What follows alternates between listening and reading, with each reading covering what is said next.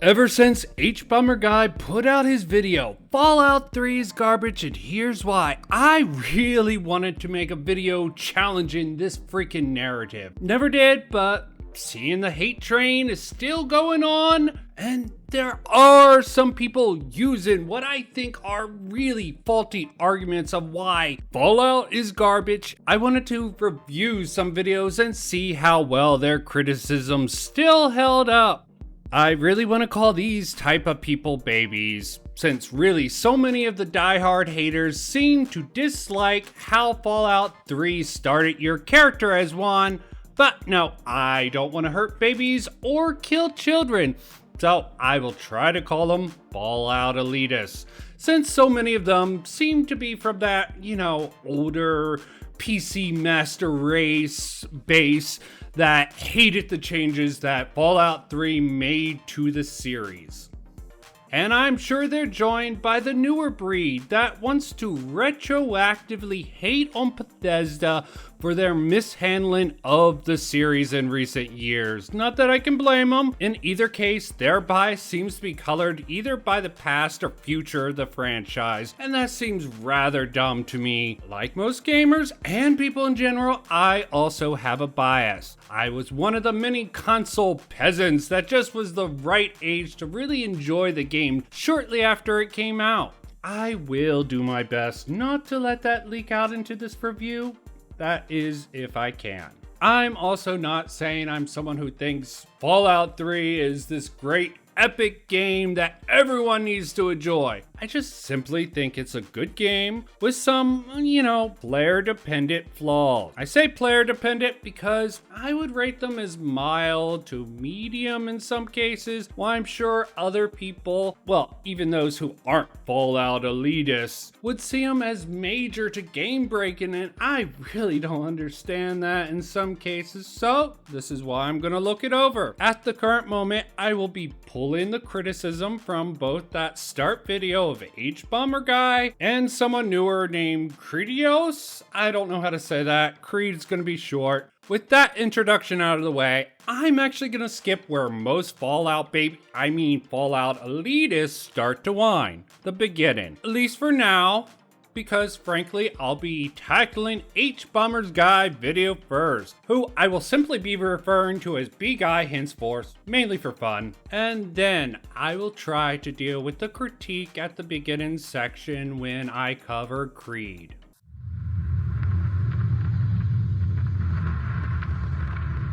Fallout 3's engine is fairly solid, but its design is terrible. Now, I know the lockpicking and hacking minigames are often criticised, but to be honest, I'm okay with them. But like the rest of Fallout 3, their potential is squandered because they aren't used well. Hacking and lockpicking should be a skill your character has to bother to develop, which is then rewarded in the form of extra loot, or the ability to alter a situation, or even bypass a trickier fight. But let's look at their actual use in the opening. To access the Overseer's chamber, you could pick the very easy, almost impossible to fail lock, or you could open the dresser drawer one room away and take the key. To access the Overseer's computer, you could do the hacking minigame, or you could open the drawer directly next to the computer and obtain the password directly. Setting aside the rather juvenile beginning, is B-Guy complaining about having freedom in the game right now? Oh, it's just not the kind of freedom he wants, I guess.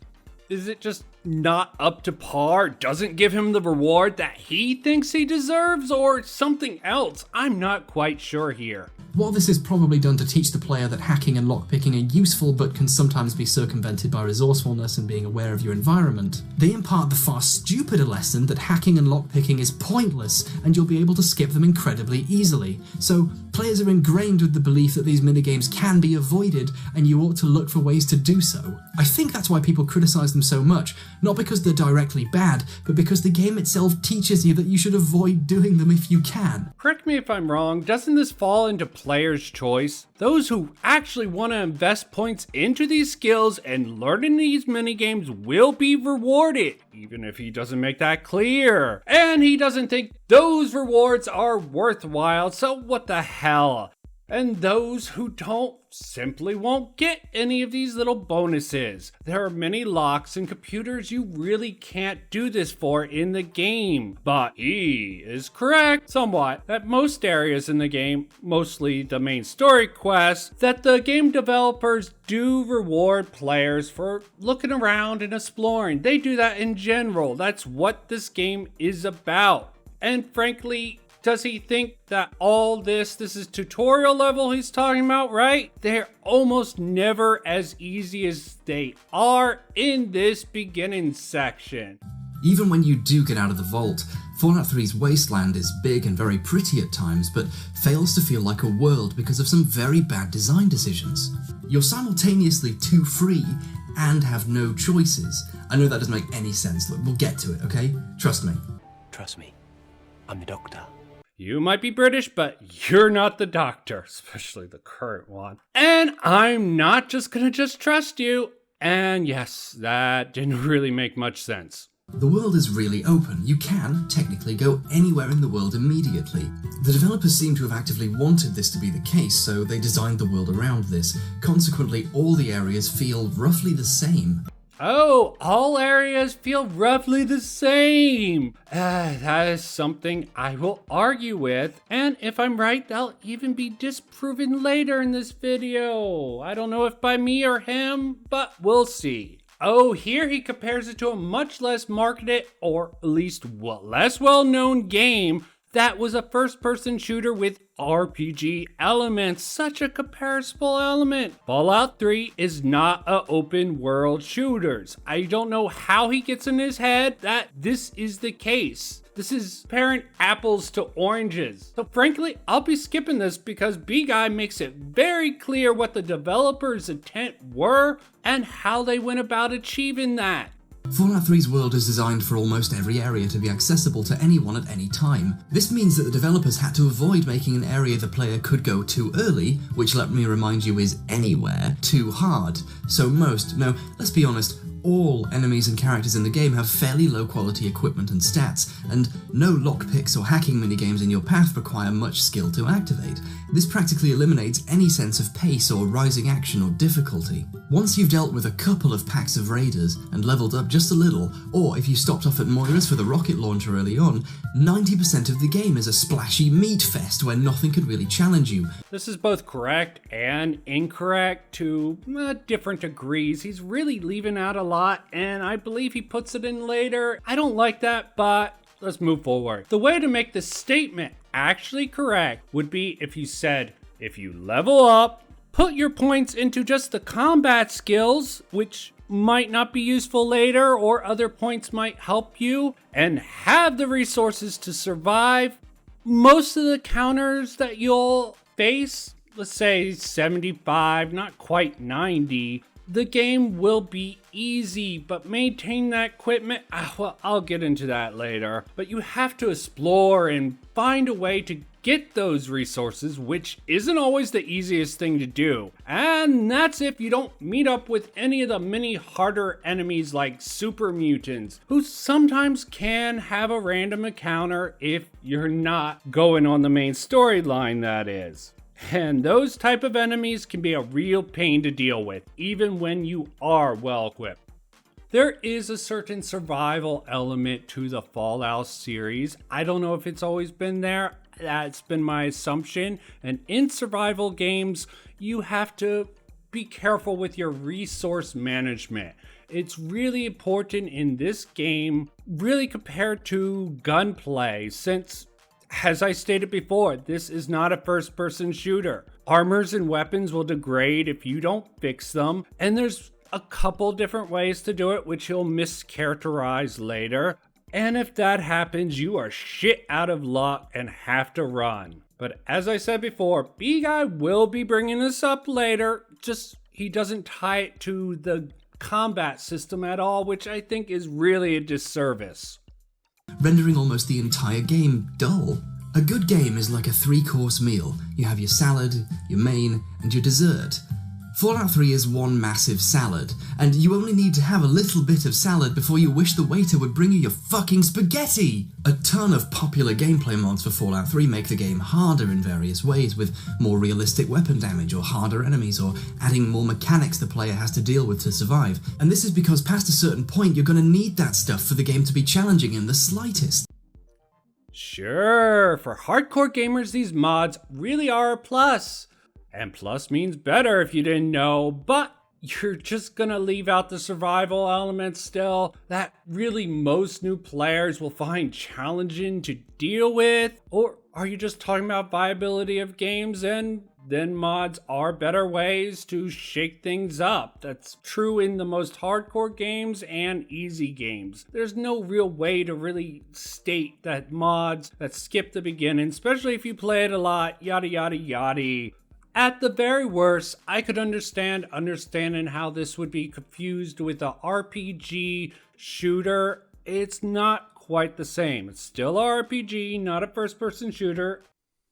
Once again, modders are having to do the developers' jobs for them. The most popular of these, Fallout 3 Wanderers Edition, also adds the ability to skip the opening, because of course it would. Whoever designed this mod should have made Fallout 3. Here, B-Guy goes on like it's an ad for modders. You need this mod. It is great. I like mod too, but really, claiming they should have made the game is really fucking bold. Then he continues to go on about how easy the game is, leaving out all the other shit, and not addressing the elements that I brought up early. Yes, if you are prepared, it is fairly easy. If you know the game, it is easy. If you're stumbling into it first time, it is not. Then he goes on talking about the aid you get during certain rare sections of the game to make it a little bit easier. But again, he fails to bring up what an endurance run this game can turn into if you don't prepare for the encounters. Fallout 3, Fallout New Vegas were very capable role-playing games, RPGs, in the general sense, the colloquial sense. I'm really looking for why Fallout fails as an RPG, and I'm really not getting that. The place where you should be able to expect the enemies and their skills, weapons and armor to really get more difficult is the main story. But the developers had no way of knowing what level the player would be when they were doing the main story and wanted to make sure players didn't get stuck. So once the Enclave turn up, not only do they engage you in small enough numbers that they're not a problem even at quite a low level, but once you encounter them in greater numbers close to the climax, there's invariably something else shooting at them for you, like Liberty Prime or the Brotherhood of Steel. Okay, yes, we get it. A few sections of the game are insanely easy to get through thanks to the help you get and the invincible companions that can really help you out in a lot of other scenarios when you don't have that rare aid, which rarely comes up, and really only in the main storyline. And the companion he's carrying around is pretty much the most OP companion that there is. But you really don't need to pick up a companion. They don't force you, they don't make you take him, and that sounds like a choice to me. You can dismiss them at any time and find them at certain locations. I forget where they are, but that's besides the point. There are a couple of areas that are suddenly very difficult. For example, the old Olney sewers I mentioned before are a nightmare mess. The Deathclaws are really powerful, making the area the most challenging one in the entire game, and literally impossible if you went to it early on. The reward is a suit of power armor that's no better than the armor you'd need to be wearing to get to it, which by the way is still overpowered for the entirety of the rest of Fallout 3's world. If you're going to have an area like this, you should probably put it somewhere only late game players can get to so they don't get murdered over and over expecting it to be like the rest of the game. Oh, so now it's too hard, and the rewards aren't worth it because he simply asserts that you need to have really the same type of quality equipment to reach it, when even if it is the most likely scenario, it's not necessarily true, and more gear is always better. Is he not a true gamer? You don't want to have more? You repair equipment, sell equipment. I mean, it's not the greatest thing trucking every piece of junk to sell it, but it is an option. Here it seems like B-Guy is trying to tell the player how they should play the game. I really hope that doesn't become a trend for him. Some folks disagreed with my comments that playing with a shield was an inherently wrong, slow, overly defensive or boring way to play, and I do have to stress that's just my opinion. You can play the games however you want. I'm just describing how the game is most fun in my opinion, and the ways I think the game leads people to play it in those more fun ways than the previous ones. But no, it's just sitting there. Worse off, it's not even level to the areas around it. Right next to it, further away from where you start the game, is the Republic of Dave. It's a fun little area with its own, weird democracy thing going on, but there's only 5 characters in it. It's really fun.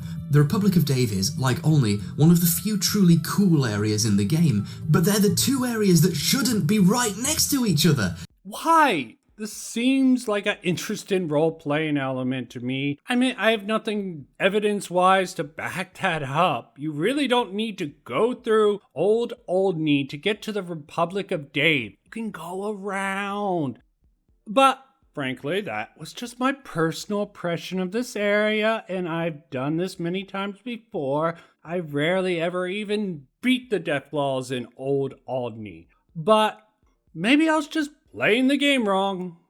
I got some criticism on my last video that it's wrong to say it's possible to play a game wrong, and there's a lot of ways of playing Dark Souls, and they're all equally valid if that's how the player wants to do it. And they should be on opposite sides of the map. These areas are 2 of my 3 favourites in the game, and they're both shoved off to the side right next to each other like an afterthought. A game that properly paced itself would arrange its map so you encountered the latter very early on, and the former much, much later. So the game design is bad because it really isn't to your preference. I guess B-Guy hates hidden secrets in games. He must hate Dark Souls, especially number 2, which was such a crappy Dark Souls game. Well, at least that's my takeaway from this. When in fact the opposite happens. Speaking of badly thought out gameplay, thanks to the poor visual design and writing, it's often very difficult to know how to get somewhere once you decide where you want to go, or what exactly to do when you're doing a quest. The world is so big and full of junk that, for most of the game, if you're doing a story or optional quest, you can't rely on the game to tell you where to head visually. You have to look at the arrow on your radar. And down here is the biggest travesty in the history of video games. Okay, it's not that bad, but it's pretty bad. No. Just no. A good game can tell you where to go effortlessly through the design of its levels, or by giving you enough directions that you can put the pieces together yourself. This is good because it encourages the player to be aware of their surroundings, which lets them fully appreciate the worlds the designers have built and all the neat personal touches to it. I am really hating that I have to play all this. So much crap and stuff.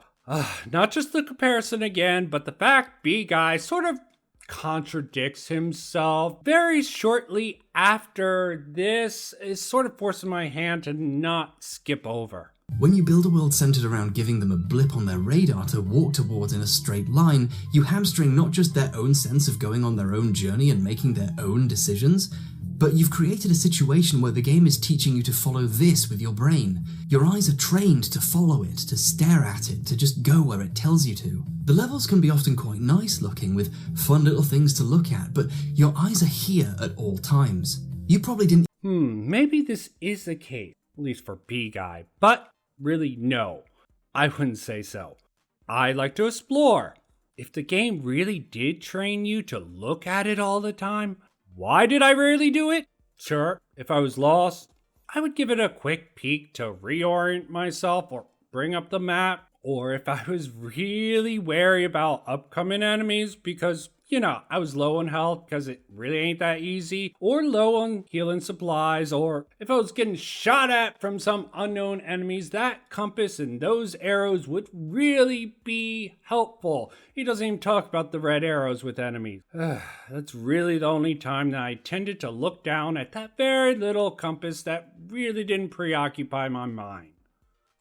I am sure there's plenty of people who had just the same experiences as me. And maybe there were some people who had the same experiences that B-Guy's laying out that he had. But no, the game did not train me to do anything of the freaking sort. I am a human being who can make decisions on my own, not a dog.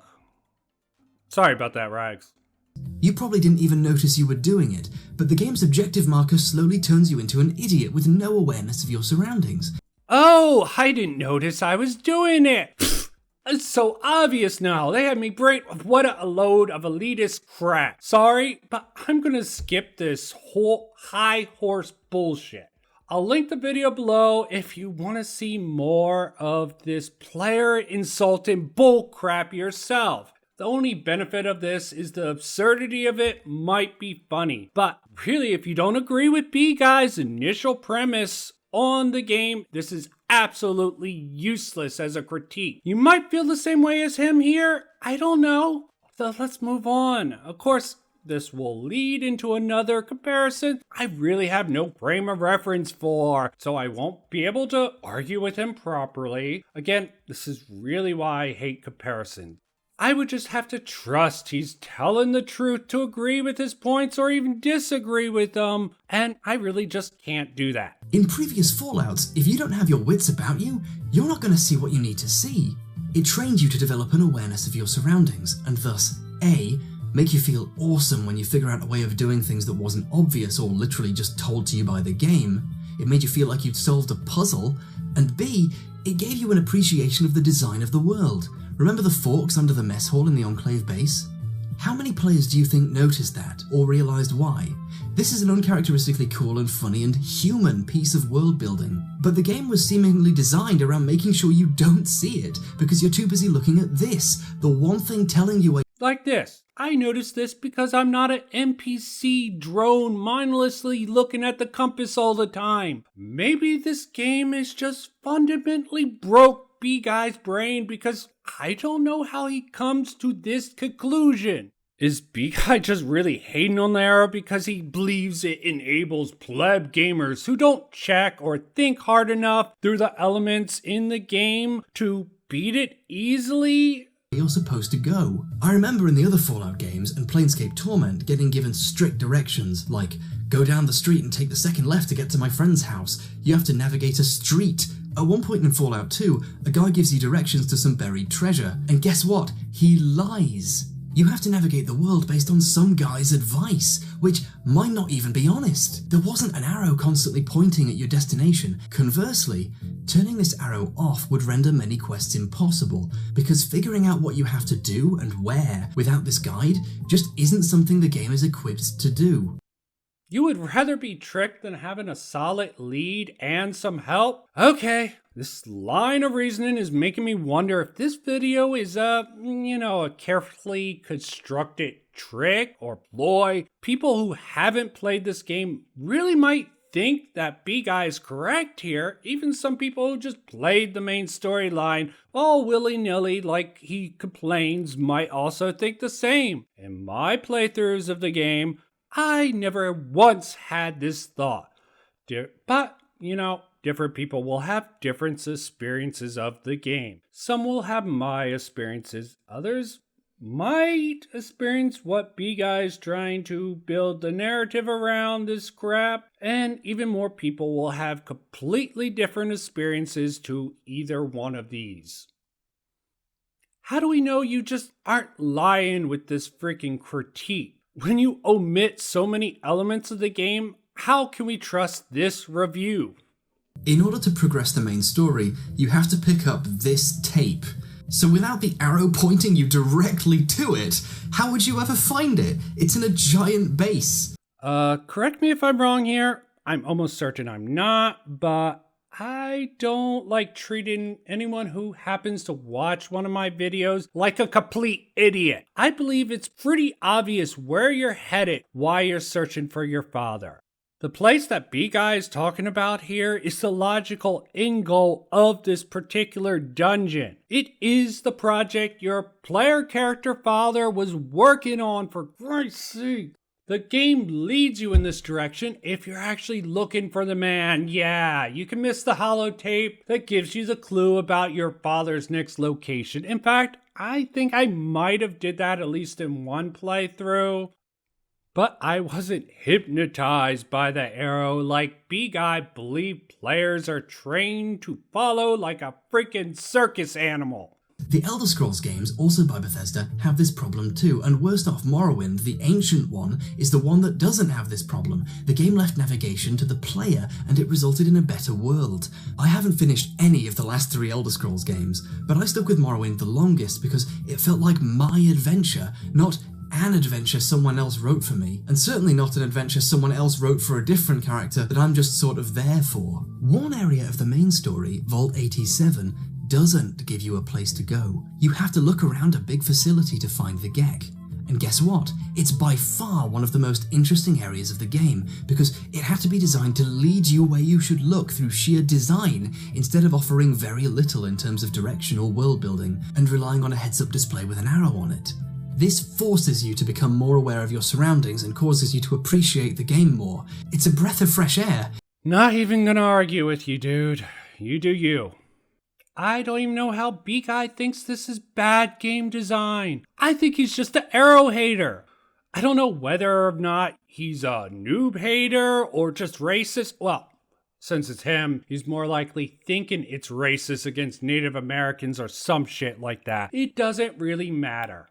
Simply saying people miss cool details because of your fixation on the arrow sounds like a personal problem. Just how people who focus on the race swap in the movie or television show, it's their personal problem if they miss the details because they're so fixated that they change the race of the character. You notice little things, like how the mutants keep a leaf blower on the shelf next to the meat. That's not sanitary. Meanwhile, in the rest of the game, players don't notice the giant fucking robot because they're too busy following arrows to objectives. Vault 87 is like an intrusion from an alternate reality version of Fallout 3 that was really, really good.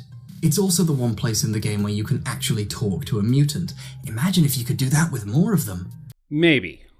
I do know you had more opportunities in New Vegas to really do this, but it had more quest lines involving the super mutants, and those were the West Coast mutants, and most of them were created under the Master or supervised by smart super mutants under the Master. Why, the experiments that created the super mutants of the East Coast came from, some crazy mad scientist thing which ended up killing everyone in Vault 87. It'll get brought up when they have a batch of experimental FEV in the lab. And even out of that experimental dumber FEV evolution kit, the smarter mutants that you see as companions in Fallout 3 and Fallout 4 are nowhere near comparable intelligence to someone like Marcus. You have Strong from 4 and Fox from 3, and they're still very insane. Just not quite the rabbit dog level insane that most of the really dumb mutants were.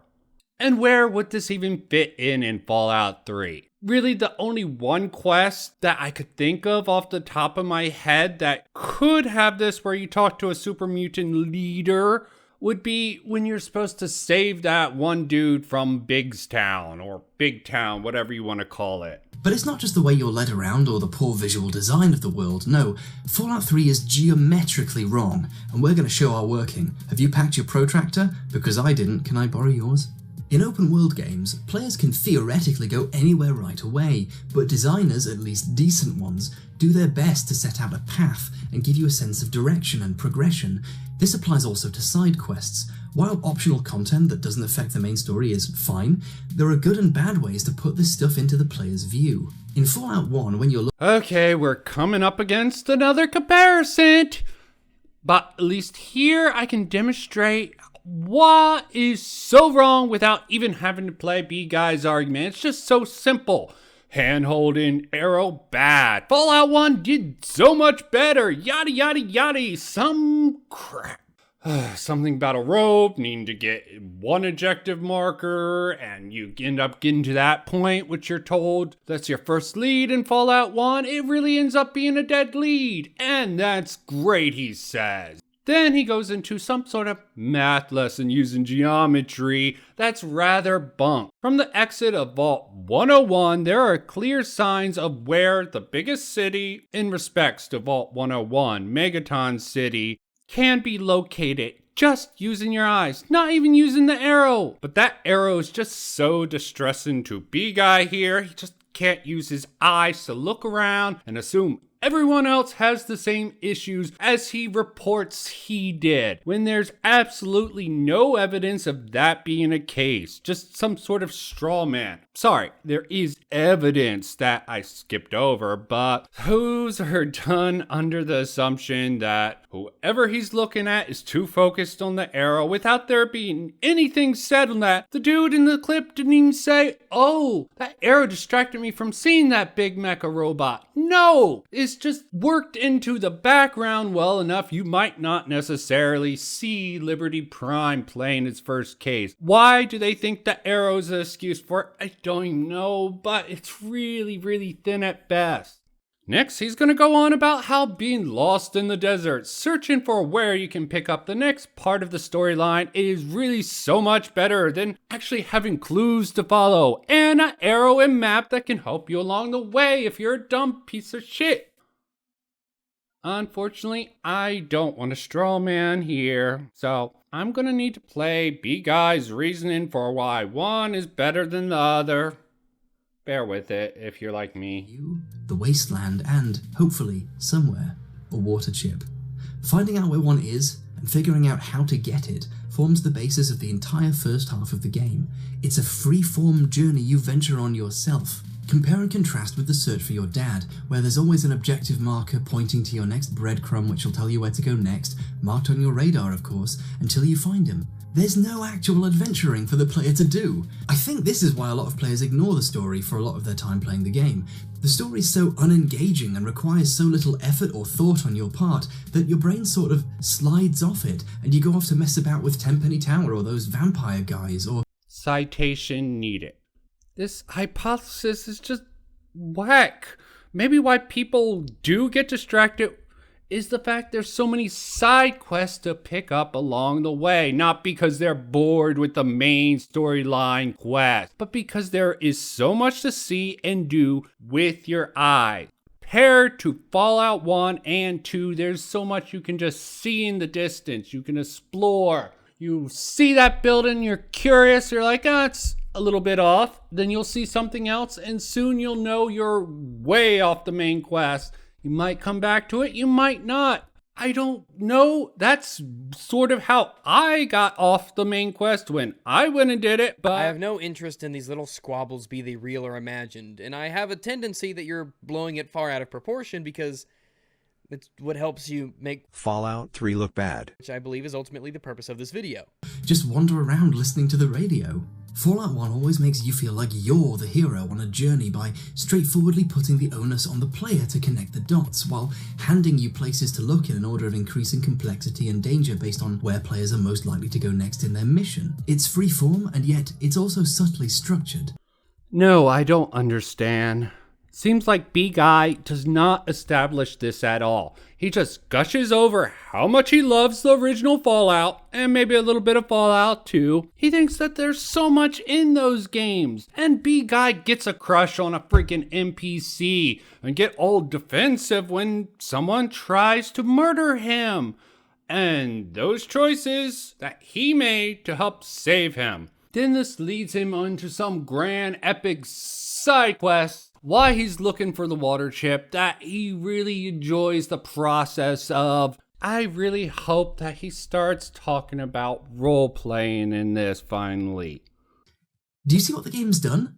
You reached a point where you're pulling classic cop show hijinks, and it all happened completely organically from walking into a store to ask about the water chip. It's badass, and the side quest is not only entertaining and fun side content, but despite being technically totally optional, the game almost forces you to get involved from how it introduces it to you. There isn't just an optional dialogue choice where you ask Killian if he has any side quests, and he's like, yeah, maybe go to a place and shoot some guys and bring me back a MacGuffin. You get involved with the story of this town simply in the process of walking into it. Junktown and Junktown's completely optional additions to the game are peak game design because they present themselves to you naturally. Okay, I was wrong. So let's peek at someone else's video, someone who actually bothered role-playing this game. And let's do it from the exit of Vault 101. Sammy makes his escape from the vault. It's a complete shitshow of an exit, and it leaves Sammy alone in the wasteland looking for any indication of where his dad went and why he left in the first place. He wanders around the blasted remains of a town trying to reconcile what was once his life and the blighted world that is now his reality. He stumbles into an old school full of raiders who take a shoot-on-sight approach to anyone that isn't them, and that's where Sammy learns how to shoot at things that aren't just radroaches. He comes out battered but wiser, and having found some supplies he figures will be necessary in this new world, he wonders if this is all the world is, or if there are actual areas of civilization. Over in the town of Megaton, he finds that oasis of civility. Megaton is a ramshackle little city built in the crater of an undetonated nuke. Sammy doesn't find much about his dad, but he does run into Moira Brown, who is in the middle of working on a wasteland survival guide. Seeing this as a noble cause and a great way to learn more about this new world, he eagerly agrees to help, even if the work is going to be dangerous. How dangerous? Well, Moira sends him into a raider-infested supermarket, into an active minefield with a crazed lone sniper taking potshots at him, into a rat-infested sewer to beat things with a stick, and has him suck down dirty irradiated water and break some limbs. Not exactly glamorous work, but she does reward him well, and her enthusiasm is very infectious for Sammy, making the two of them a perfect match. Despite most of the tasks being about the needs of survival and the harsh realities of the DC wastes, he does get to go to a library to fetch a catalog of some books, and head to Rivet City and learn about the history of the most successful settlement around.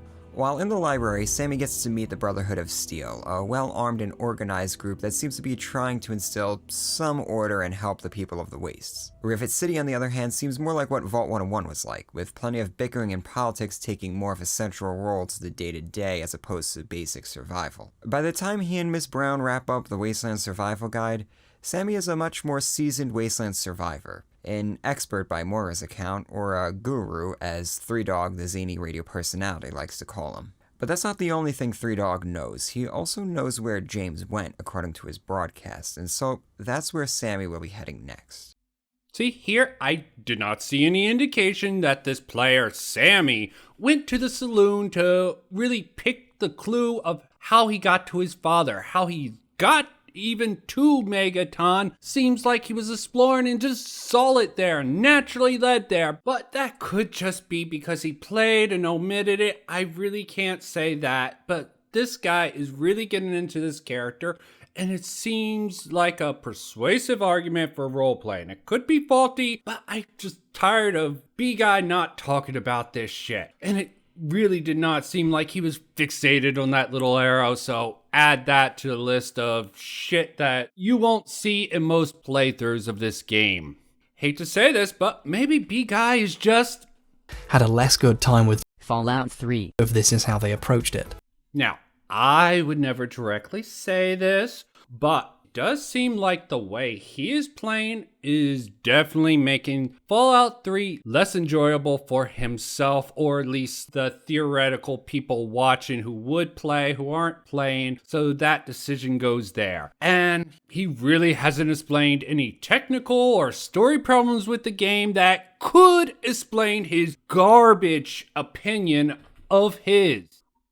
If B-Guy really did have these issues playing through the game, or he really was just trying to find arguments, let's just give him the benefit of the doubt now. His Pavlovian dog response to that arrow, like the man ringing the bell and getting the dog to salivate, or his pathological attachment to the first Fallout game, really seems to be dragging and training his experience or his portrayal of this game. Fallout, despite being made in the 90s before games went mainstream and simplified themselves for a wider audience, is incredibly good at getting people into it. That's why it's so beloved by so many people. Let's contrast with the first town in Fallout 3. You go to Megaton because your game's objective marker tells you to. You walk into a bar and a man says, "I knew your dad and I'll tell you where to go if you do a thing for me." But if you hack his computer or talk to his employee for 5 seconds, you don't need to do that at all. The most freedom you have in your journey to see your dad is how much pointless busy work for other people you have to do. Instead of the options put in your path being different rewards for different actions, most of the rewards are how much side content you want to skip. After that, you go to Galaxy News Radio and see Three Dog, because that's where the objective marker says, and then eventually Three Dog tells you he knows where your dad went. Here's a question. Can B-Guy explain how following in your father's footsteps has any less impact than following the orders from your overseer, besides having more interaction and really having a much stronger emotional core narrative attached to it for the people who are questing. They don't know about Project Purity from the start. And those people who are trying to roleplay will have some bit of emotional attachment for his dad, and they can have their own emotions about the project that his dad left him or her for. That's called a bit of role-playing. I don't get too intense with that. I do think about the process of what dad's doing and all this crap, but it's been so long since I first played the game, it's hard to reimagine what I would have went through. I'm glad B-Guy doesn't have that same problem. Maybe he has some unhealthy hatred for father figure in his life that causes bias to be in his assessment. I really hate to bring psychology in it, but it's sort of what I got my AA in, and I built sort of my BA on digital media communications on top of that in college. Just really just gets me to think about such things like this in an analysis. But maybe not. Maybe I'm thinking too psychological on this because he really doesn't seem fazed by his dad dying. And then the complaints that someone who worked with dear old dad takes over for the story's, whatever he wants to call it, MacGuffin. I agree, the change feels rather cold and calculated, but this really could match the modern mood of the game if you really got into the role-playing attachment to it. Your dad just died. It really would suck if you got some sort of attachment. A little hard with the sort of blanks, but if you filled in those spots yourself, yeah, I can see it happening. Walking in a straight line, assisted by the Brotherhood as they kill everyone for you, and you're all following a robot as he kills everyone else. I spent a huge portion of this mission trying to score kills of my own, and I think I got about 3. Oh come on guys, no kill stealing. That's just rude. So, apart from a few brief flashes of brilliance like Vault 87, the entire main story the developers wrote for their game is total garbo. Okay, please do explain what is wrong with the story. I've been sort of waiting for this. And barely even actually qualifies as a story. You're basically a camera with legs who watches a story happen at you. This makes the player constantly aware that they aren't really taking part in a story. They're just playing a video game. Like, I can already imagine an angry comment saying, "He's complaining that people are treating the game like a game, lol." But bear with me here. Games, especially role-playing games, are focused on creating a sense of not simply being in a game, but of being immersed in an interactive story. Okay, not going to talk about what makes the story bad because you don't want a story in your role-playing game. You just want to move scene to scene, interaction to interaction. Okay.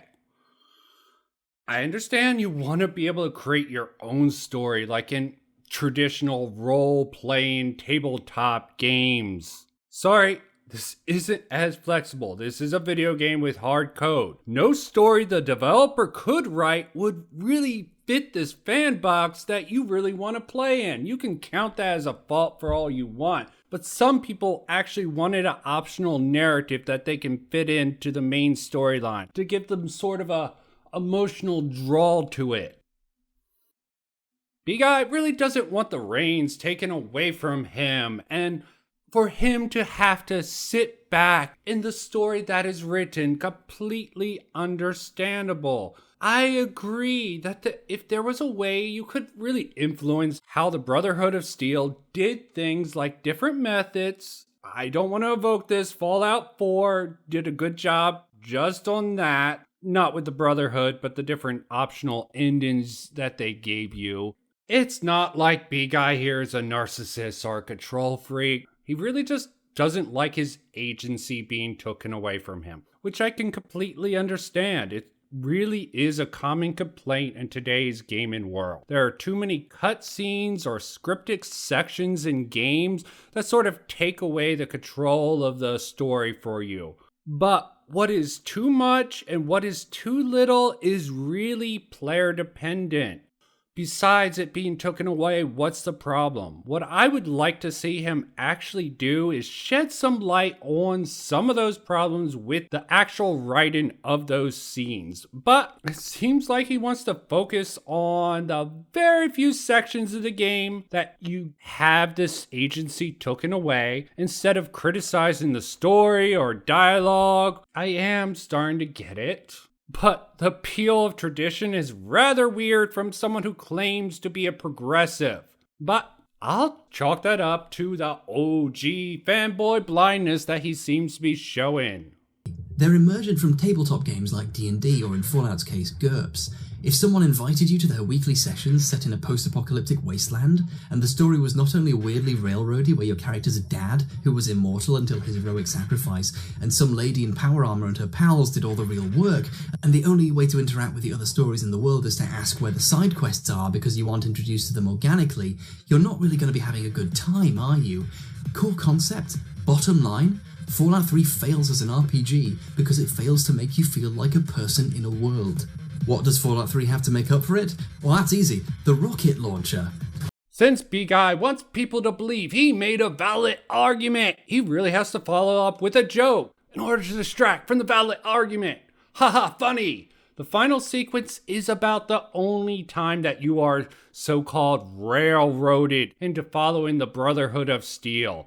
He seems to be slapping this as the only element that ruins the game. What the hell? Sure, for this part, and then making it seem like you're not actually playing the game because of this section and saying that ruins it? Really, this seems very disingenuous, especially since the battle for Hoover Dam does something very similar in its climax. Well, they do it much better. A game that he praised as genius, by the way.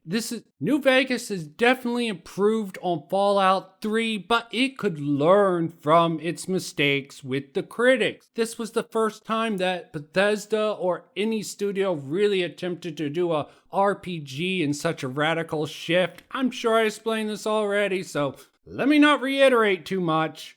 And there is an area in the beginning where you can gain aid from the Brotherhood of Steel. Not to the same absurd level that can be found at the end. And yes, it is one of the weaker parts of Fallout 3. It's completely agreed upon, but that does not retroactively destroy all the role-playing elements and all the freedom that you get in this game before that occurred. And some people even like seeing this epic showdown between the Brotherhood of Steel and the Enclave play out like a cinematic scene at the end of the main story quest. This weapon was touted hugely before it came out. A physics gun that shoots stuff at people. How fun! I'm not saying the rocket launcher's bad. It's not an inherently stupid thing to add to a game, but is it the sort of thing you should be adding to your game before the writing, or storytelling, or game design? One last big design problem. Speech. As a concept. Fallout 3 broke it. In the first two games, dialogue had a lot of sneaky behind-the-scenes stuff going on. If your character wasn't smart enough to know something, you couldn't say it in a conversation. And even then, if you didn't have high enough speech, the smarter, more convincing options weren't available. You didn't even see you could make them. And when they were available, you had to actively choose them yourself. You were shown a list of options, and it was up to you to discern what the best, most persuasive thing to say might be to the character in question. It was subtle and awesome. As always, Fallout 3 ruined everything. For one thing, they're always openly visible to any player. No longer is having high speech a nice surprise that either causes a cool new option to open up and surprise you, or a backing thing adding to your list of possible options. The high speech options are always just sitting there, unsubtle as a gun that shoots junk. I get it already. The harder, the better. So, showing options now is a bad thing, or do you just not like it because it is different? I guess I should really just grant my PC master race superior at least this one point, even if it's beyond my console peasant mind to understand. This comparison shit is really getting annoying to argue with. Furthermore, it's not a simple test of your character's skill levels or player ability to decide the best answer, but rather a percentage dice roll based on your skill. It even tells you the percentage, so you can specialize in speech but not roll properly, or someone else who didn't bother gets lucky with it. Or you can just reload over and over, which completely defeats the point of having speech checks at all. Cumulatively, this is a huge problem for the game as a whole. Conversation is the fundamental medium through which you experience the Fallout universe, and the speech ability is perhaps the most useful and unique thing Fallout ever brought to the table.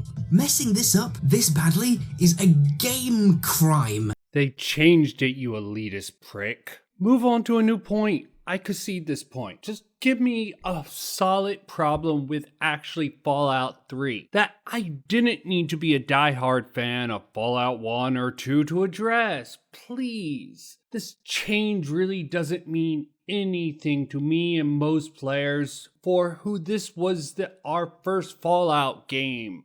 Sure, there's some who went to Vegas and went back who's changed over to your side. I'm not that diehard. Even without relating to the previous games, it makes this world feel like it's made of tissue paper where, if I pass a dice roll, I can totally alter a person's worldview. It's unsubtle and completely ill-fitting for a game series ostensibly based around the nuanced frictions between people. You are absolutely correct. Yeah, those who want to game the system can absolutely do that.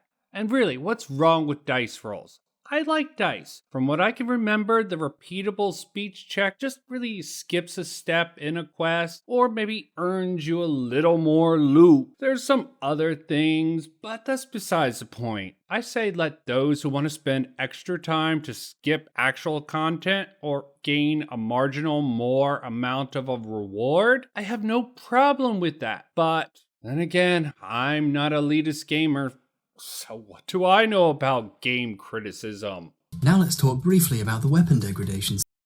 Thank God, a point I can finally address, I hope. System. It's bad. No, wait, that's not fair. I'll explain why. Yes, please, don't tease the audience like that. Okay, so I can see what they're going for. There's quite a good deal of thought going into the system and their execution, but like with the way the main quest plays out and the general landmarkless look of the wasteland, it isn't quite done right. The idea is that your weapons are old and breaking and need to be repaired, not just to continue working, but because their condition affects their damage. A fully functioning pistol is better than one that's falling apart. You have a repair stat that allows you to take 2 of a weapon and turn them into 1 better weapon, but you need to get your stat higher to get things beyond a certain quality threshold. This means that as your character progresses, you don't just get stronger by having more points in guns, but you also end up with higher quality weapons that improve your damage output even further. This, so far, is fine. But there's another layer of design that has to go into the game when you add this system in.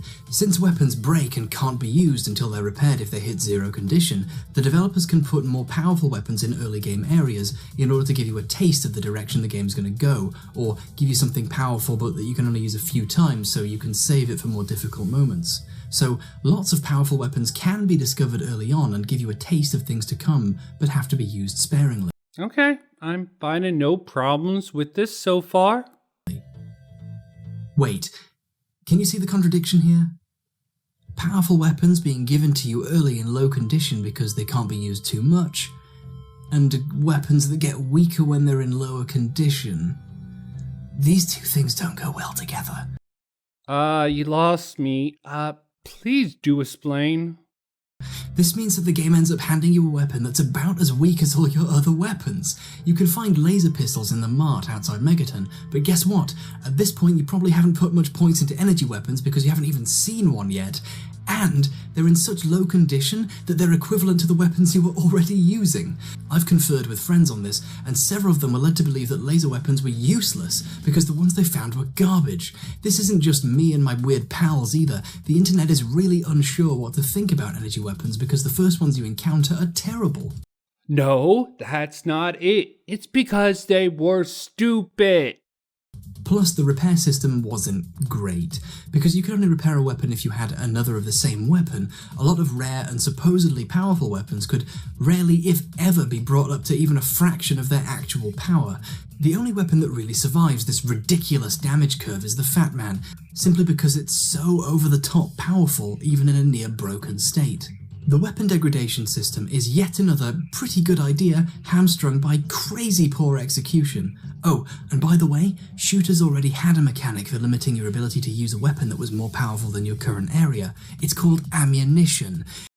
Okay, I let that bit go on a little bit too far, but that's because there are freaking NPCs who can repair your weapon in exchange for caps. But I'm having my doubts, but maybe he'll address that. And yes, ammo is another way to limit powerful weapons in the game. Degradation is also one of those reasons, and how much the weapon is used. This is a gameplay feature that's been used in games like Doom and the Resident Evil series for decades without, pardon the pun, shooting itself in the foot, by also making the weapons hot garbage equivalents to what you were already using. They simply rationed out the bullets you were using with them.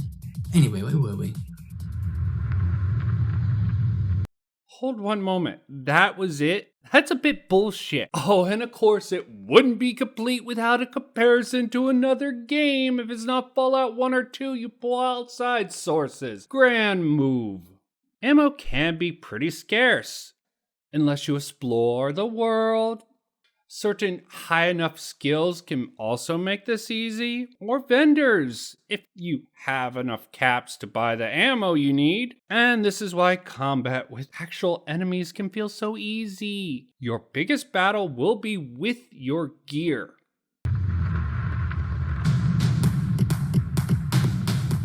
This video is already going to be super long, so instead of talking at length too much about the morality system, So that means I can skip most of this because this is more bullshit. Thanks for letting me know. Yeah, I did watch it, but yeah, it's sort of a dumbed down encapsulation for morals for elitist babies 101, some shit like that. yeah, that's right, let's talk about the amazing karma system. I kind of feel like any game which can measure your morality with a number is kind of problematic, because it means A, it thinks it is the arbiter of when something is a right or wrong decision. It is rather simplistic, but effective. Numbers are useful for all sorts of things. This is not a Philosophy 101 class. This is a game that runs on code. Yes, programming is the god of the game. The morality system is just a way that this computer god determines if you're more of an angel or devil, or just a normal human being who has their fair mix of good and bad actions determined by the Almighty. In no uncertain terms, or B, the game is stupid and so lacking in depth or complexity in its writing that you really can boil things down that far. You only really lose karma for stealing, or for actively killing people who weren't shooting at you first. But some people you do gain karma for openly killing because they're apparently just that bad. So you can walk into a bar and do this. But because he's a bad guy, everyone just sort of ignores it. You gain karma for shooting a man in the face in public. I did a good thing there. Well, you can be a bad person with bad motives and still do a good thing occasionally. At least according to the karma god of Fallout 3. Meanwhile, with a few specific characters, often leaders of the groups that are trying to kill you, the ones who initiate the whole thing, all of a sudden, you're supposed to consider the importance of human life. Where the hell is this coming from? This has nothing to do with the importance of human life as so poorly argued. I understand B-Guy's framing here, since it really helps his garbage narrative, but it's about deciding what type of character you are. In other words, role-playing. Will you let the bad outcome or bad man get away or avoid a fight because insert your roleplay reason or stupid real-life reason here? Or is it just better and fight and kill them for whatever principle you might hold? That's what you gotta decide in this. The Overseer is the first in a long line of people who you can spare or convince to change their ways or give up or whatever, but who accidentally make the fact you kill your way wantonly through so many people to get to them fall completely flat. The player is required to only think about the human effects of their actions once the game decides it's time to stop and think. Yes, you can be nice and spare the Overseer, but that guy's fucked. Worse than not even giving you a chance to really be a good person, the game doesn't even really let you be a bad person either. And by bad person, I don't mean, whoa, hey, let's kill all these people for no reason. Whee, I'm so edgy. My name is not important.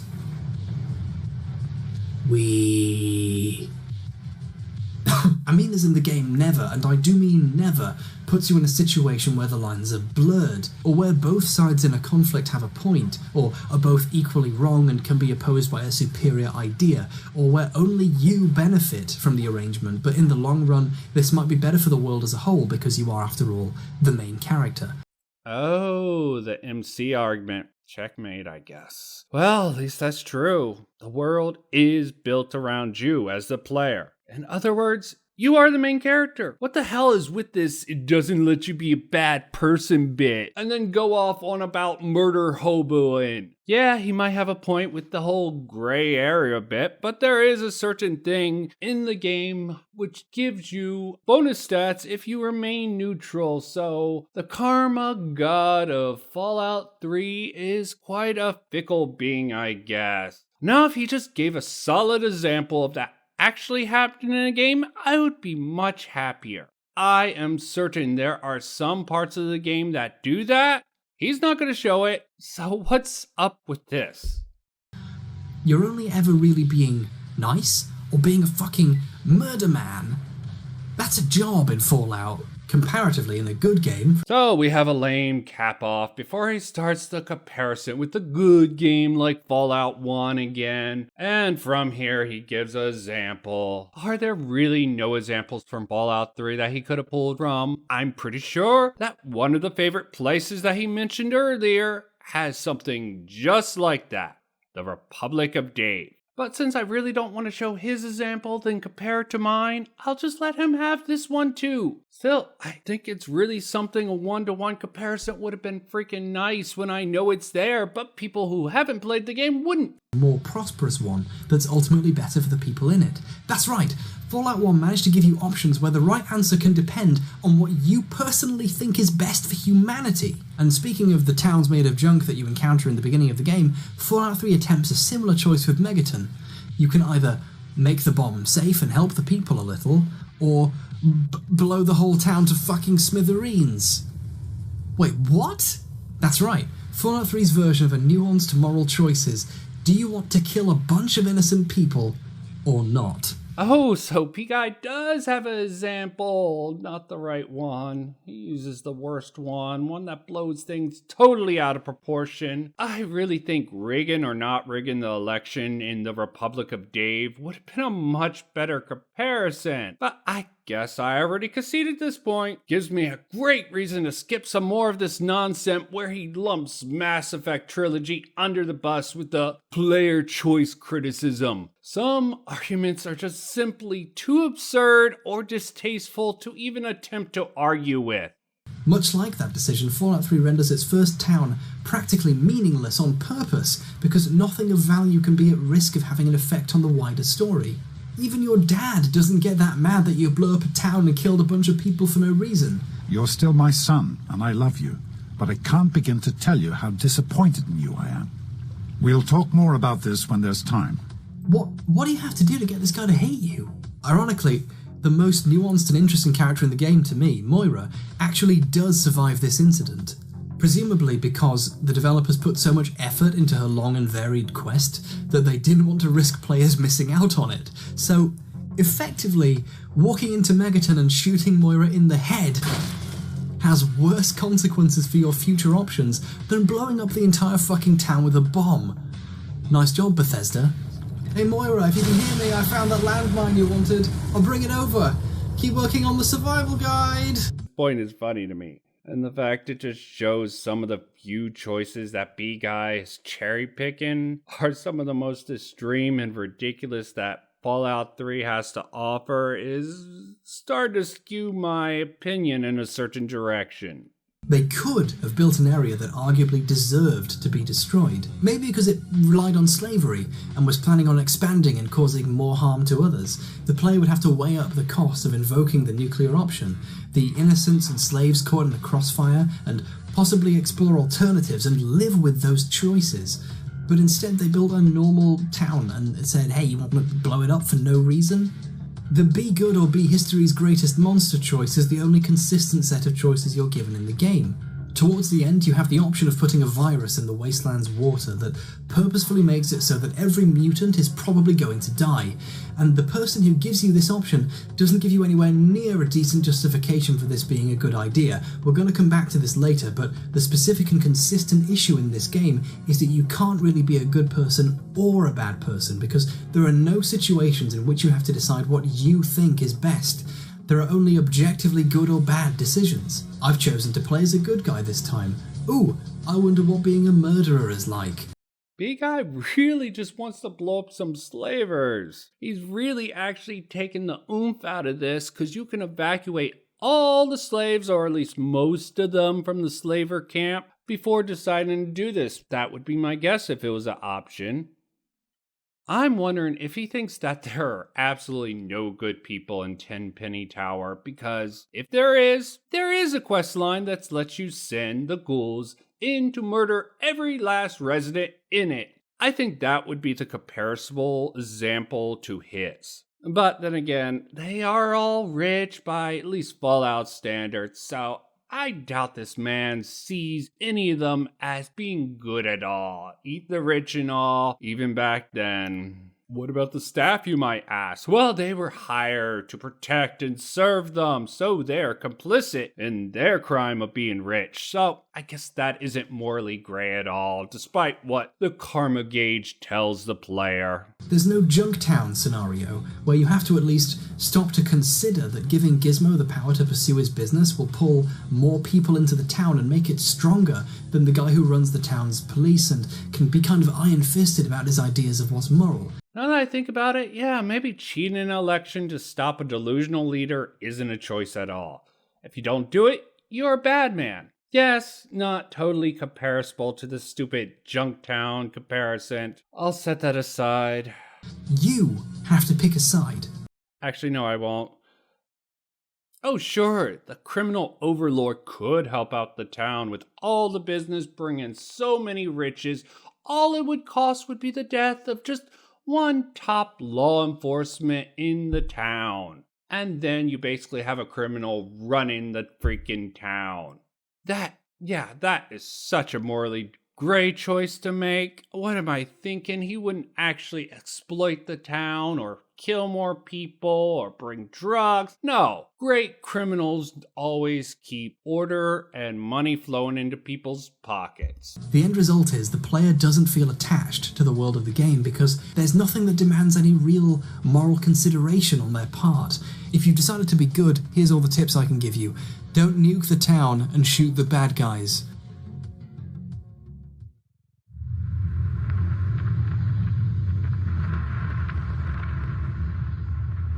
Fallout 3 reuses and references tons of aspects of the previous games, which is normally fine. It's in a series, but it reuses all of this stuff on a constant basis as a crutch, and it never really does any of that old stuff the justice it deserves. There are so many things that appear to have been brought back simply so the game looks more like a Fallout game, not because they actually needed to be there. Similarly, the super mutants are back. I expected this because they've been around since the first game, but I didn't expect them to be so poorly done. Fallout 1's mutants are dumb and violent, but they have a purpose and a goal and a set of beliefs about themselves and the world. Correct me if I'm wrong, as someone who didn't even play the games, but didn't they have an insane genius who made the super mutants also lead them in Fallout 1?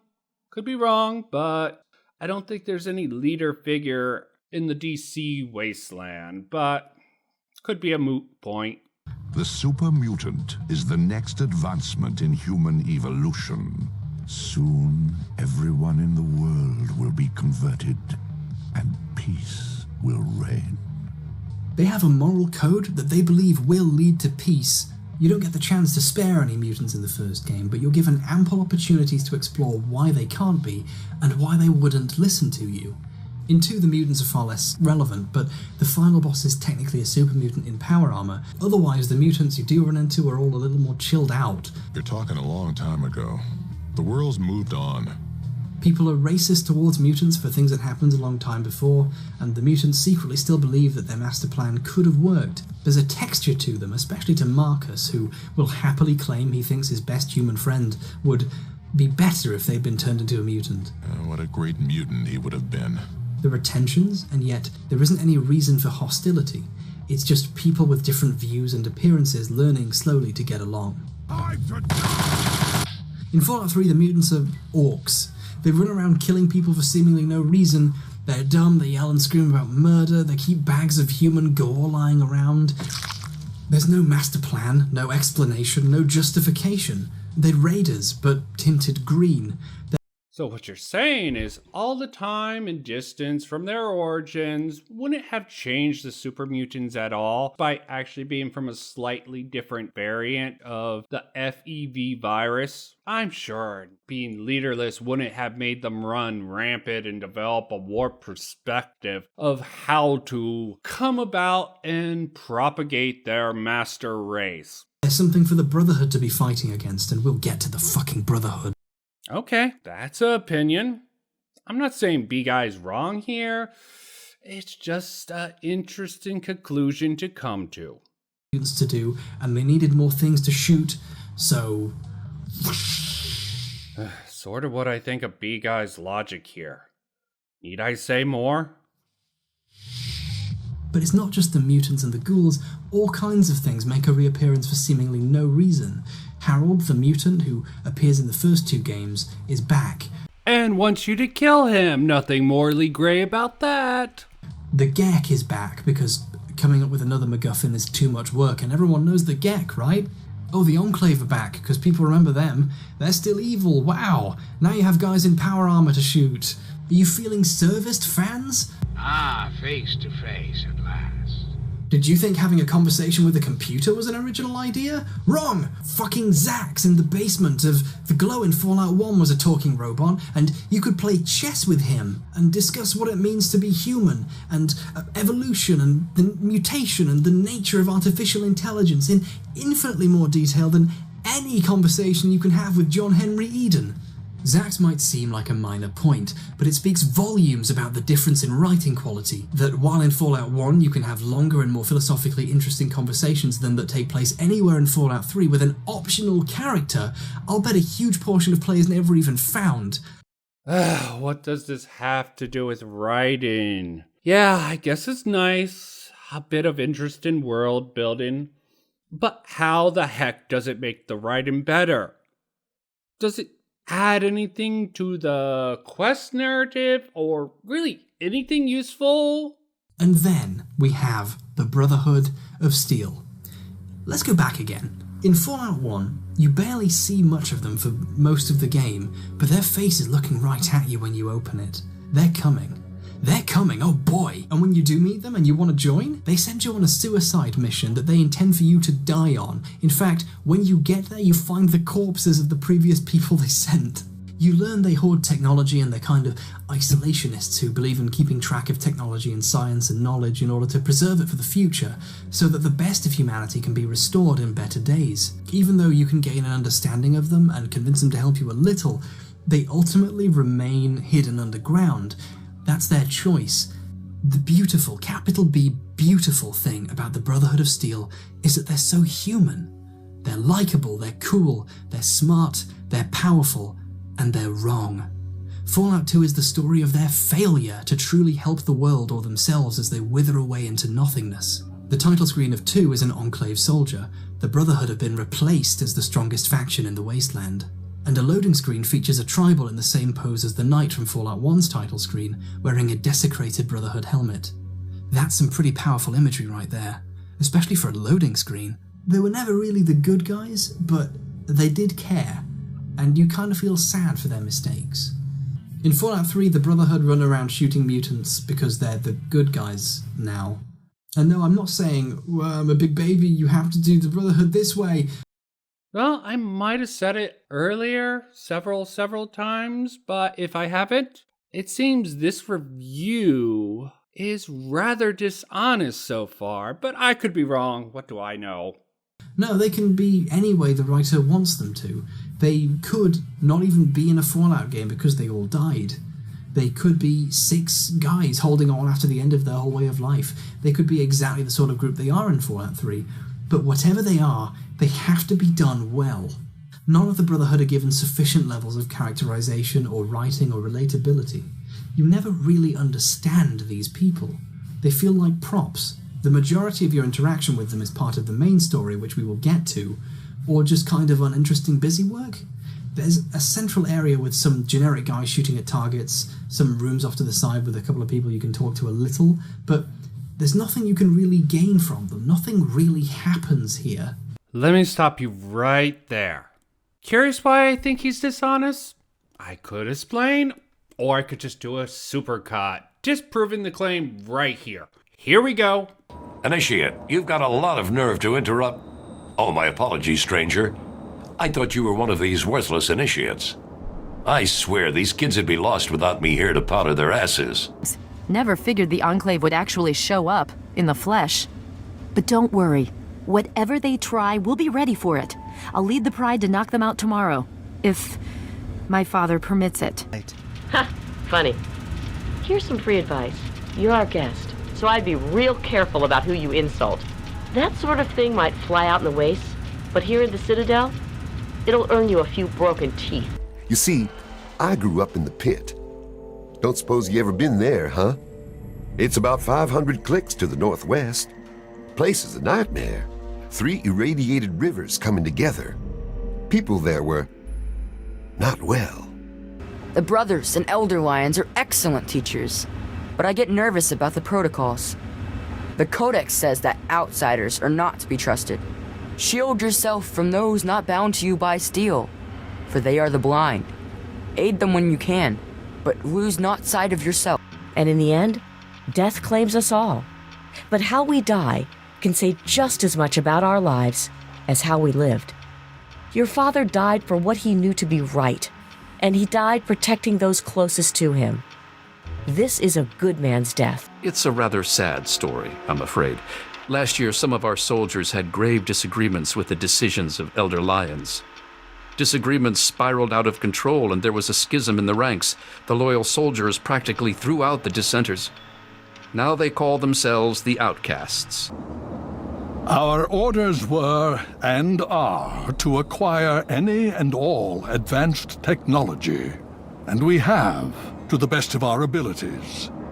But when I realized the extent of the super-mutant threat, I felt it was my responsibility to aid the people in their struggle against them.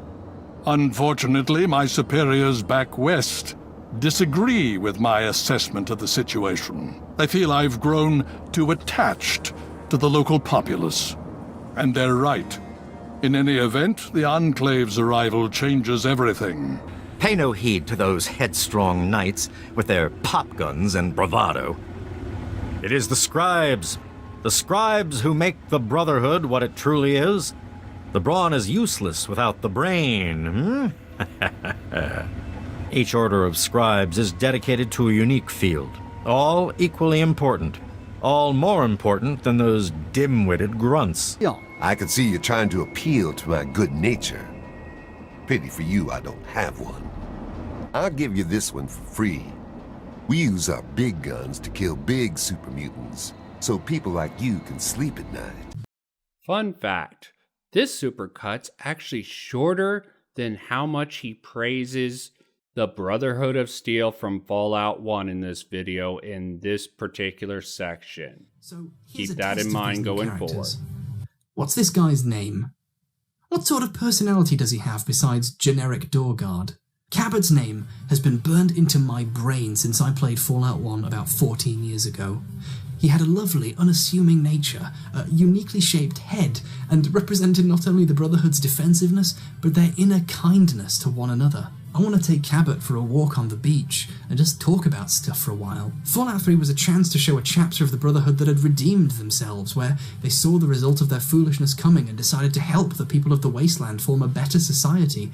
But instead they're a confusing mishmash of their presentation in the first two games, being rude to outsiders, not letting anyone in, with cookie cutter, maybe being nice to people is a good thing nonsense mixed in with it. None of them offer any real justification for this change, and even as characters in themselves, none of them even say anything as flavourful and character establishing as "it's a fine day for learning." So there, I hope that makes me seem not against changing the Brotherhood on principle, just against changing it badly and not giving them enough characterization or justification for why they are how they are. Or by hyping up the members of the Brotherhood of Steel from Fallout 1 while glossing over the strawman members of the Brotherhood of Steel in Fallout 3. Just like how I'm not strictly against the idea of there being a Mega Man cartoon, but that doesn't mean I'm okay with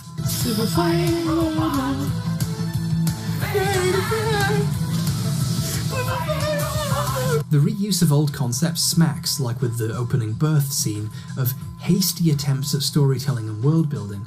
It's as if the developers were handed the rights to 3, and they knew they had to make a game, but not much should actually go into it, resulting in a cobbled together mishmash of whatever original ideas they came up with in some initial meeting, and ideas borrowed from the other games but given no real thought.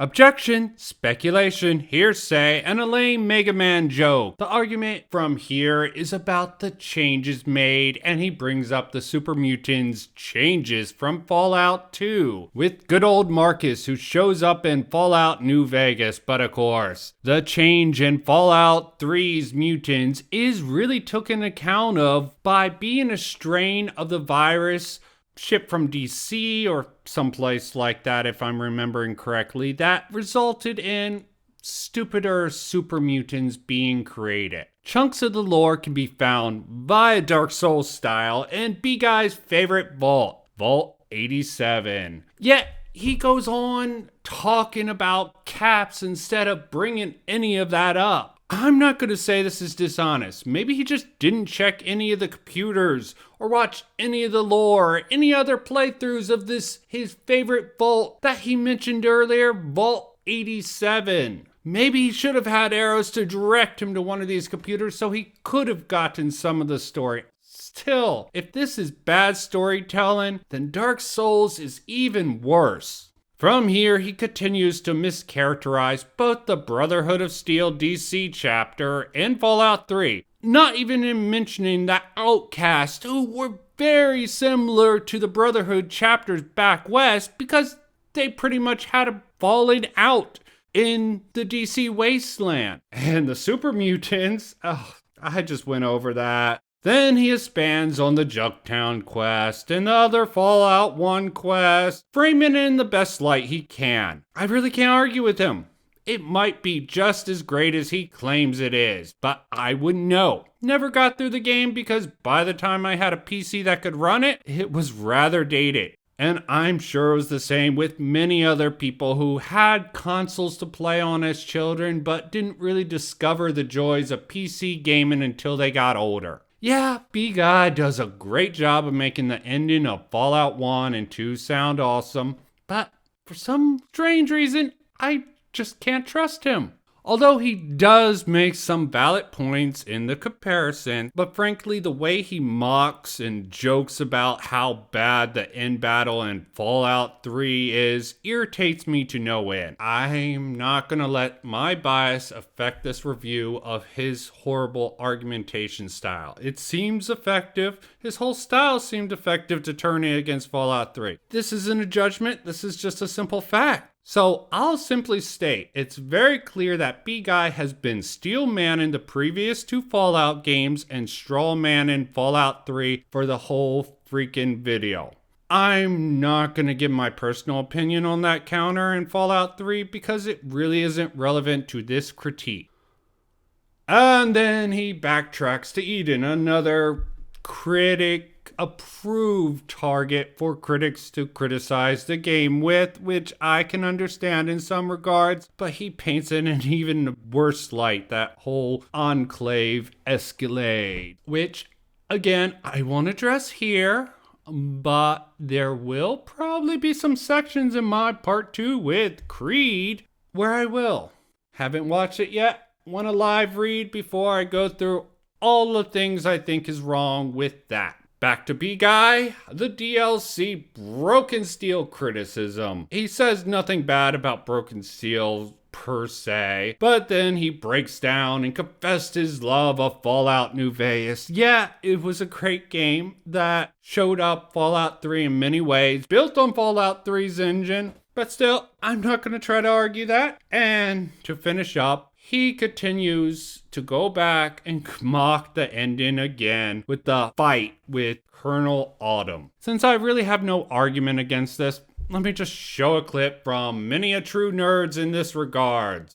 I'll give you another very famous example. In one of the internet's best known Fallout 3 critiques, Fallout 3 is garbage, Bomberguy discusses the ending to Fallout 3's base game. And I should add, this was put out in 2016, so New Vegas had been out for 7 years. He spent some time discussing how the final confrontation in Fallout 3 against Colonel Autumn is a very weak ending, and while I'll discuss the ending in a bit more detail later, I broadly agree. It is one of Fallout 3's weaker moments.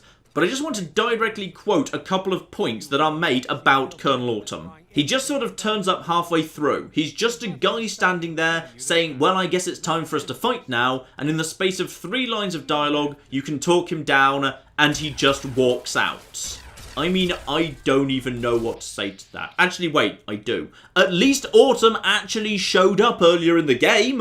At least we've seen him before. At least he's actually done something against me and against my family. At least some effort was made to show, not tell. Linnaeus is literally some guy who we've never met before the final confrontation. All we know is some vague stories about how mean he is, but Ulysses even specifically mentions it might not be the same guy under the mask, and Lucius's backstory for him doesn't match up with the one Caesar gives, and his face under the mask doesn't match up with Caesar's story either. So basically Linnaeus is just some guy who may or may not have done some bad stuff in the past, but some of it was probably someone else who was just wearing the same hat.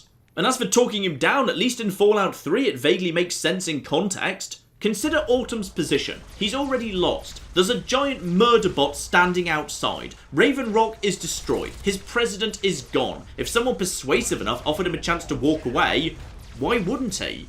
But Linnaeus? A man who, according to his own slightly dubious backstory, was so obsessed with fighting that when his tribe tried to surrender, he turned on them and kept fighting beyond the point of mutilation? A man who Caesar specifically says has no love for the Legion and is just a butcher who is personally loyal to Caesar alone. He is going to back down when faced with the argument that California is a bit big, so it would stretch the Legion to hold it. Yeah, sorry, I'm not convinced he's the sort of guy who gets convinced it's better to play it safe than risk conquering too much.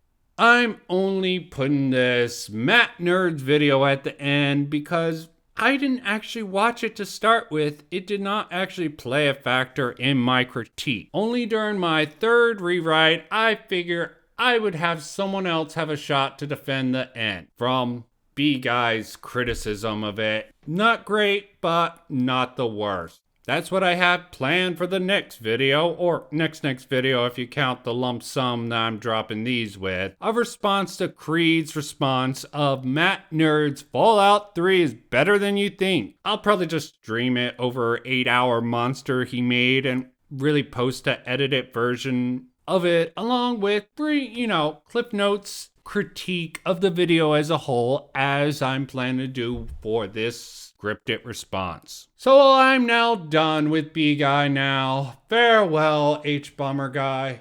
May you live well in your bread tube existence, because criticism has not been kind to you in recent years. And my thoughts on this is more speculative than anything else, but as I said before, I'm going to do a summary version of this video just to focus on the main points, so whatever comedy or performance is in this video for entertainment purposes will not be misconstrued. So now I'll give my personal thought on B-Guy's Fallout is garbage, and here's why. Frankly, it seems like he was mad that Fallout 3 got so much praise, and that it outsold better and older games that are better in his opinion. No facts. I'm with him on the fact that Fallout New Vegas was a much better game in many regards, but some of their success was due to the decisions and work done on by Fallout 3 by Bethesda. And Bethesda, say what you want about what they've come from. Bethesda took a niche game and tailored it with some simplified mechanics, a stronger focus on narrative storytelling to broaden the appeal to gamers in the market by making it playable on consoles. They tried to do this with Fallout before on Xbox, if I remember correctly. Fallout Tactics. No, that was the other. I forget what it was called. I tried playing it once. It was just a sort of dungeon crawler with a Fallout skin. It might have been Tactics. It might have been Fallout something else. I don't really know. Not worth thinking about this late in the day. This really seems like how Dune fans, at least of the books, felt about Star Wars. That Star Wars is just a ripoff of Dune, and it got more popular off of some of the sci-fi trope. It was done in the honor of Dune. Doom is a different game series, but in reality it's more like the Persona series. You had the first two games back earlier in the day with dumbed down graphics because that's what they could handle. Then they tried to change it to make it more appealing to a general audience with updated graphics and some stylistic flair, which took off later to better success than Bethesda in that regards, in my personal opinion. The fact that Bethesda turned Fallout into a role-playing shooter and did that to such a success was probably a system shock to older fans of the series. RPGs and gun games did not really mix. Sure, there were some shooters at this time that utilized RPG mechanics, but the merge of the two, especially from a traditionally RPG game, wasn't done really until this game. It's a radical change in itself that I can't think many series would be able to pull off successfully. The closest I can think is Parasite Eve and Parasite Eve 2, but that was not a success if you saw how hard that died. I personally like the second one though. The shift in the narrative also probably threw the older fans for a loop. Them going cradle to game seems to annoy most of the haters. B-Guy is not excluded from this. Maybe they think the game is trying to baby the player. In some ways, they're right. They were hoping for a new fan base, and they got it. I was one of them. I try not to be nostalgia blind by it, but I also try not to hate a company who starts that downward trend with the game that started the downward. That's just the opposite effect of nostalgia blind, in my personal opinion. But it seemed to be both a tutorial along with an attempt to have the player develop an emotional attachment for the characters in the game, particularly the father of the player character in this case, and somewhat get to know the community of the vault, although it is a bit throws away, but that's how some things are done. Then both are stripped away. No, you're not sent off on a grand mission like with the first two games, and that probably also took them for a loop. You just are sort of make your way out of the vault with no clue of how to go about that. Pursue a life you have no clue about, especially if you're a new player, but the character in that case, some people are going to be interested in why the father left. Others will want to build a life for them. You come across the main plot and it seems to be a salvation trick that utilizes old tropes. I understand why that's annoying, but Bethesda, I think, made an effort to make it feel different from the very start, but still try to honor the spirit of the Fallout games. In short, Fallout 3 sort of gives you a mystery instead of a mission. It is a change from Fallout 1 or 2, at least story-wise, right from the start. I don't see many issues with the story of the main quest, at least right not off the bat. It's a simple child looking for their father out of loyalty, love, anger, or simply curiosity. Nothing jumps out at me as too horrible or too great in the story or in the writing in particular. There are some high points and there are some low points, but isn't that the way with anything? But I guess I should be saving more of that for my next video I'm covering with Creed. If I didn't make it clear, or if the video length or style lost you at some point, I'll be following this video up with really a no-nonsense, straight-to-the-point video on the major problems with should say his proper name, 8 Bombers Guy's Fallout 3 video. That said, I'm out.